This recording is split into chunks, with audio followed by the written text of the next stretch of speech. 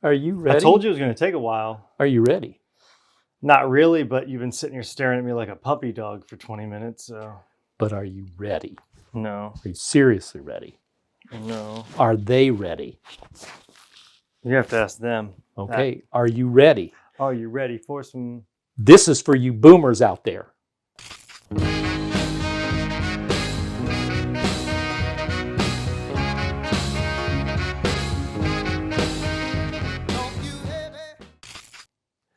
Hey there, hi there, ho there. You're as welcome as you can be. M-I-C-K-E-Y M-O-U-S Mickey 17. Mickey 17. Okay. Hello, friends, neighbors. Hello, neighbor. So good to see you again today. I'm Dr. Paul. I am the dietist, Dr. Paul. Yes, we are. Same great Paul taste for half the calories. This is Rotten Taters and Father, Son, Boomer, Millennial coming at you. Taters, Precious? Baked, fried, or neutered. What's taters, Precious? I'm asking you. I didn't study that. What is rotten potatoes? That's a clever way of asking you what the channel's about. Oh, I was getting ready to say that before you interrupted. And that's why I was leading you into it. Okay. Oh, you know what he's not? He's not covered in stupid tattoos and he doesn't have a cigarette for a mother. What? Don't touch cigarette! Father, Son, Boomer, Millennial, talking about movies. The movies that you love, we love, especially ones with subtitles in black and white made before 1917. No, we're talking about just strictly movies from the 1990s or after. No, that's not true. Well, just kidding. Yes, and but anyway, we talk about movies, pop culture, model kit building, we travel kind of stuff. We're glad you're here. Stick around. This is a different kind of episode. This is what we call a hot take. Right. And a new release. Yes, and this is about as new as we can get. Today's Friday. Came out a show yesterday. It was sort of a promo kind of thing they do sometimes on Thursday nights. Mm-hmm. But ultimately, this is a movie you probably haven't seen. Yes, but we have. Yes, Mickey we have. 17. Mickey 17. And what is Mickey 17 about?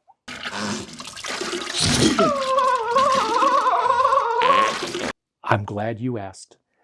Consider this: an egotistical, politically inept president, anti-immigration, who wants to create a white planet. And we're not talking about the 6 o'clock news. No.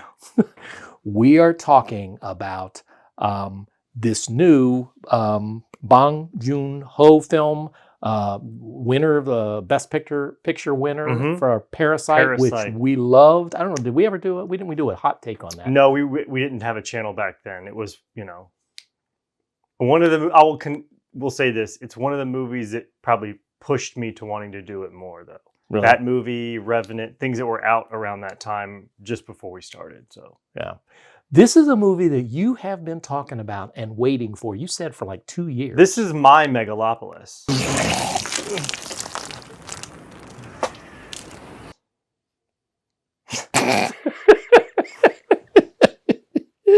Doggy. Yeah, yeah, I understand.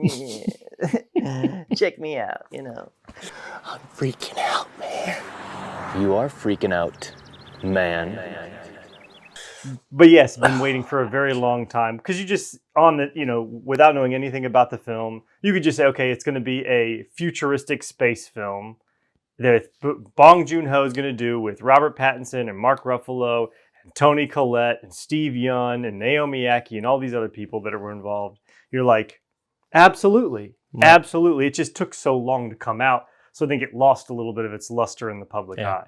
It's got a great hook. I mean, Mickey 17 is the 17th incantation of the Mickey character, and they are expendables. And the purpose of an expendable on this planet they're scoping Nilfheim. is to find whether or not there are problems. So they have it's almost sort of it's like COVID. There's a virus. So every time that Mickey is exposed to it, he dies, and then it becomes Mickey 2 and Mickey 3 and Mickey 4. He's so a crash test dummy. Yes, exactly that's what it is.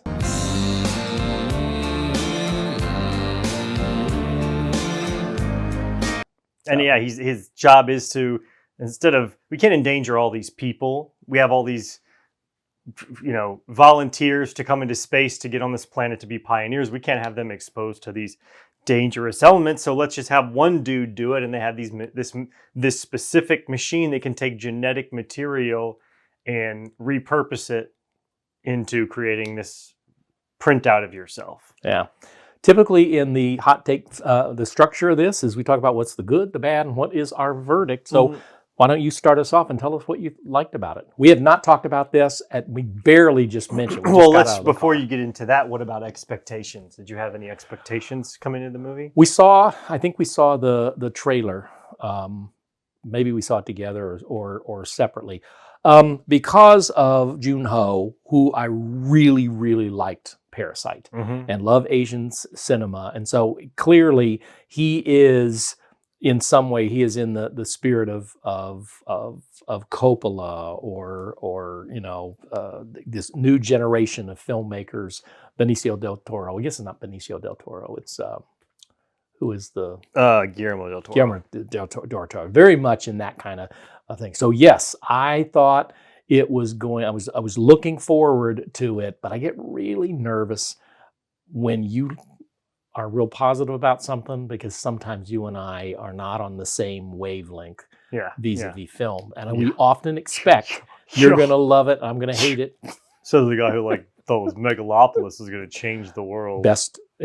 Considered to go back and... I'm the one, so far I'm on a roll. At least I know 2 in a row, Companion and this. My films to look forward, and which in the episode on the ones we're most looking for in 2025, this was on yours. It wasn't on mine, I don't believe. So, yeah. So no, what about your expectations? I had high expectations for the same reason. They tempered a bit because it's been so long since Parasite, but no, I was extremely excited. I knew it was going to be good. It's just a matter of how good is it going to be. And maybe that had something to do with my expectations and my sort of what I actually thought about it after we saw it. Well, and you don't want to be disappointed, obviously. I mean, that's Megalopolis. I mean, it went to Cannes Film Festival and kind of tanked, and then we saw it in the theater, and so my hopes were already dashed. Tell us some more about disappointments. Well, when my son was born, Burn! My dad would never do that. He loved me. So, what was good? The good. Well, he knows how to spin a story in terms of building a universe that's interesting to be a part of. So this is futuristic, but it's not so far ahead into the future that it was so unbelievable. I think they said it was 2054 was the time period they put on it. So what, 30 some years from where we are now. So he did a great job of world building. He did a great job of the characters and their development, and sort of having interesting textured characters that feel believable. I noticed there's a lot of young characters in it, and I'm not sure if that was on purpose or on accident. There just wasn't a lot of older people in terms of en masse. I always like his visual style. I'm not sure what it is. He does an interesting job of framing things. I go back to the hand scene where, you're inside the bar and you just see his hand floating in the background. And the foreground is fuzzy, but the background is just on the hand and it's just sort of floating down.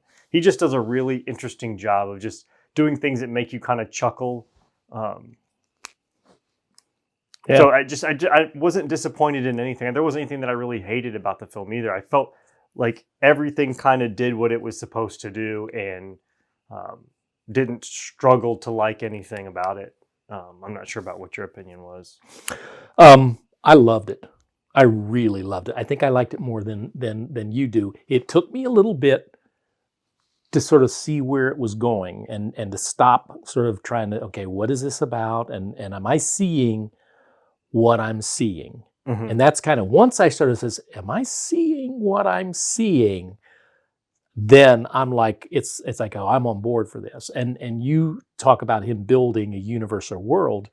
The best science fiction movies, I believe, in my opinion, are about something. Mhm. They're thematic. Yes. If you think about The Day the Earth Stood Still, in terms of, and let's looking at sort of the issue of world peace, and Planet of the Apes. yeah, Planet of the Apes, Invasion of the Body 2001: A Snatchers. Space Odyssey. Yes, it's all about something, some kind of a theme. And for me, this is the movie that Civil War should have been and could have been. Yes, it was a narrative on the ideas. This is an indictment of the Trump administration, I believe. You Not think to so? go, oh, I absolutely think. I didn't get that He at all. is channeling, Ruffalo is channeling Donald No, Trump. I in get all a this. lot of that about his character. I do get some sort of the archetypes and the stereotypes that they tried to pull from him, but I didn't get the theme end of this spectrum as an indictment of what's currently going on in America. I thought it was more an indictment on like politics as a whole.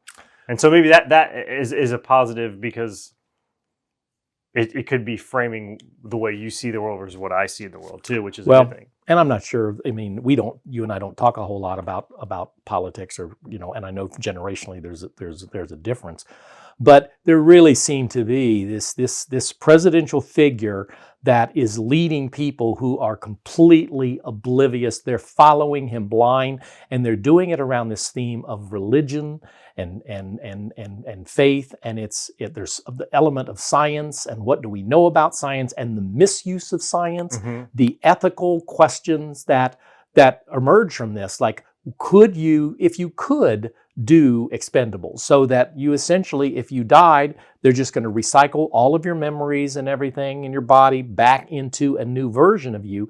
Is that something that what the ethical side of all of this? It's at its heart, it's a monster movie. It's a giant bug movie, which I really sort of like.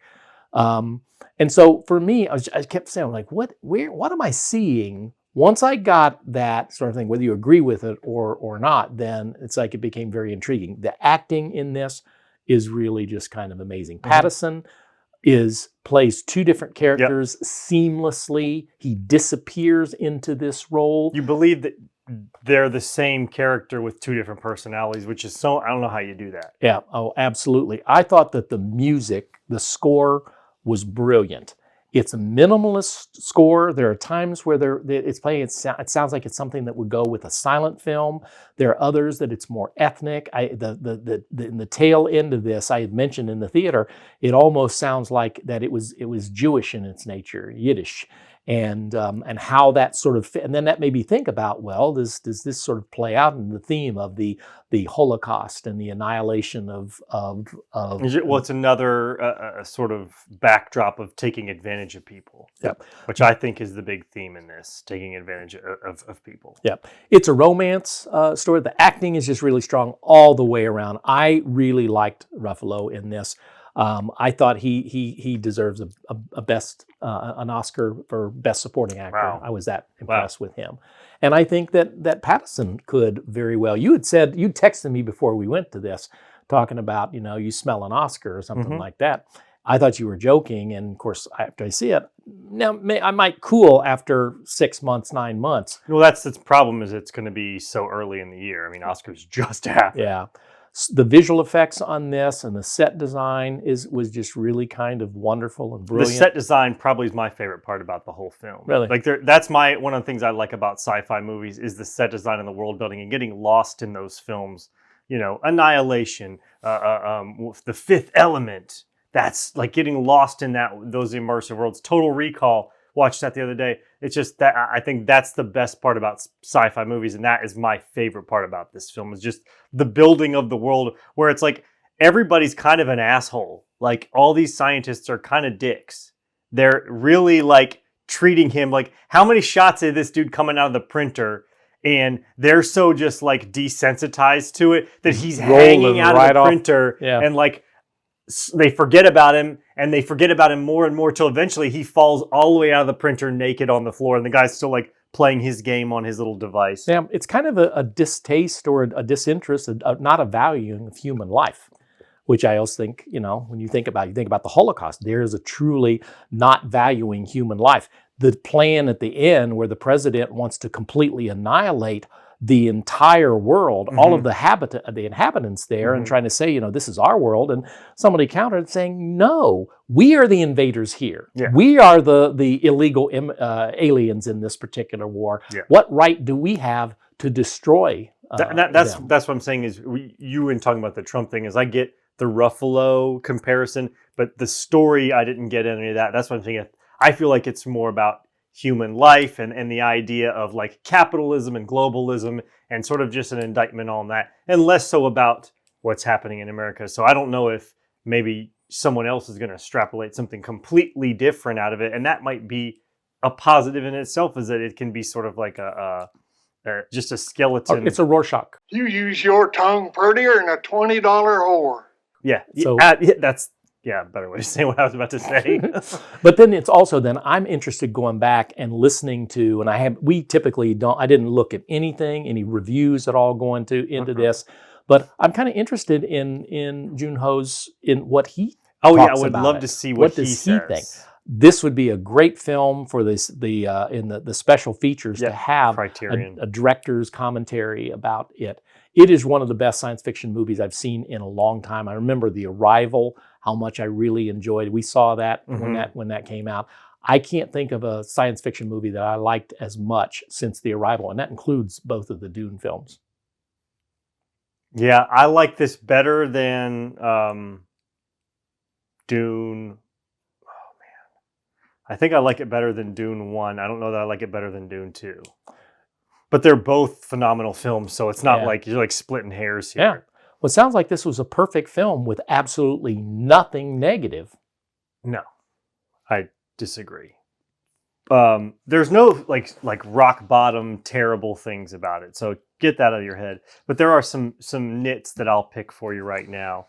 You like the music. I'll say that there are points where the music just sort of like buries itself in sound effects and very forgettable at times. But then there are other times where it is good. So I would give it sort of like a mediocre in the music department, not the sound design department.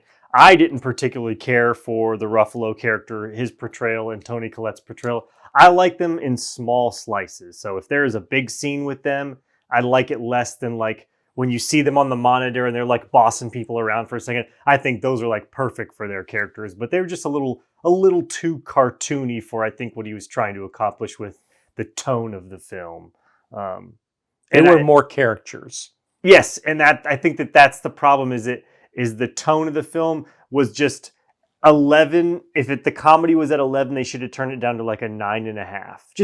Just turn it down a little bit and maybe lean into like a little more of a gritty nature to it. And that's my only little nits to pick over the film. Mm-hmm. I thought it was a little overlong. I was going to say that too. But you didn't. Son of a... You were cutting me off. Yeah. Was I being a You're little too long? You're still thinking of the word Rorschach. Yeah, I was going to say, well, it's like a good skeleton for what you think in your brain. You know, a mind skeleton. Did you eat a lot of paint chips when you were a kid? Why? I did think it was a slightly overlong and could use a little tightening. That's what she said. And also, of all of the roles in this, the one that I enjoyed least was Toni Collette. And I felt like that some of her was a little bit, it was just a little bit too one-sided in terms of her, she had one sort of basic, she's fawning all over the president constantly, and then, stepping in, you could almost get the impression that she's the brains behind the couple. Yeah. But a little bit too shrill at times. Yeah, and she was the most cartoony of the characters. And I love Toni Collette. Yeah, I do too. I'm a big fan of her. Yeah. Yes, for sure. So, but that's and maybe it was just the theater that we were in, but there were some times where it was difficult to hear the some of the dialogue, and I missed a little. But I did that with Dune too. I remember saying that it's the same theater. As like, wish I could turn on the subtitles to be able to understand exactly what was being said. It felt a little dark at times as they would be walking through the ship that they were in, and being able to see exactly who was. But I am picking nits now. Yeah, just little stuff. Nothing that was like a major takeaway. Yeah. So if you had to give it a score, 1 to 10, I would give it a 17. Get that? See what I did there?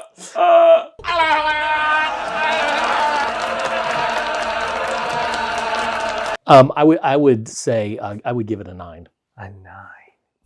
You just swing some big scores, huh? When was the last big score that I swung? No, your scores are always like very drastic. You either have like a really low score or a really high score. I think my scores tend to be a little bit more like Middle of the road? Yeah. Well, I'm just think sitting about on the fence. But what I always say in terms of a lot of what we do is horror films, and I always say they're either really good or really bad. Yeah. Hence, that would explain. Yeah. But And maybe I'm just stupid and everything's good, flashing bright lights. But I'll give it an 8.4. No, 8.2. Yeah, 8.2. okay. No, meet in the middle, 8.3. You were on the edge of your seat, waiting there for people that are taking score. Yeah, kind people of stuff. sleeping right now. Yeah, no, I really liked it a lot. I think I'm going to like it even better the next time. I think I could like I it better see it. too. Mm-hmm.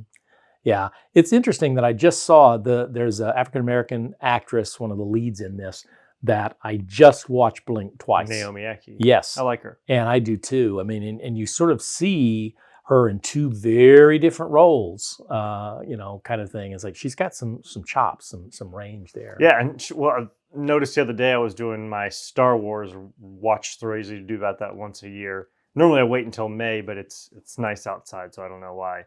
But she's in one of the most recent Star Wars movies too. Really? Yeah. She plays one of the stormtroopers who ran away from the Republic. Riveting. Yeah.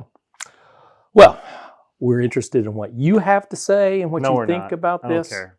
That's true. Nobody cares what you have to say. We do. And the internet is a cold and dangerous place, and people have been very kind to Especially with these to ghosts us. around there, baby. Yeah. But we hope, we encourage you to go see it. We encourage you to see it in the theaters. Yes. We're just See this on the fresh big off screen. of last week. Week 4 was the Oscars, and that was pretty much one of the running themes through this is see movies in the theater. It's a different experience Well, I wonder why they want you to see movies in the theaters. Put that money in their pockets. as opposed to streaming. Or buying it at home so you can rewatch I it as just much think as you want. I think I'm a big get fan that of money. the. They get that money from them DVDs or them ticket sales. I love live in the theater. Of course, the people at the Oscars wanted you to go see their movies because nobody's watching them. Oh my God. Oh my God. That's right. I got more in a gun too if you want it. This is where you're supposed to like us, subscribe. Kind of, we're not going to say that. We're going to let you have your own choice to live your life in the way that you would want to do. But tell your friends about us, your mom, your dad, your brother. This is a father-son kind of thing, and we encourage you, and I mean this sincerely, is to, if those of you that are my age, call your kid, say, hey, let me take you to the movie. I'll pay. I'll buy you some popcorn, that kind of stuff. And if you're younger, then, call your dad and say, it's been a while. Let's go see. Why don't you take me out to a movie? Yeah, I'll buy me a bucket of popcorn kind of stuff. But we love you. A new episode every single Thursday. If not, double your money back. Mm-hmm. Mm-hmm. And it's not just Thursdays either. It's also Mondays. Mondays. And then sometimes every day in October. Yeah. Every day. Stop reminding me. We have no lives. Yeah. Where are we going to see him at? The movies. Kill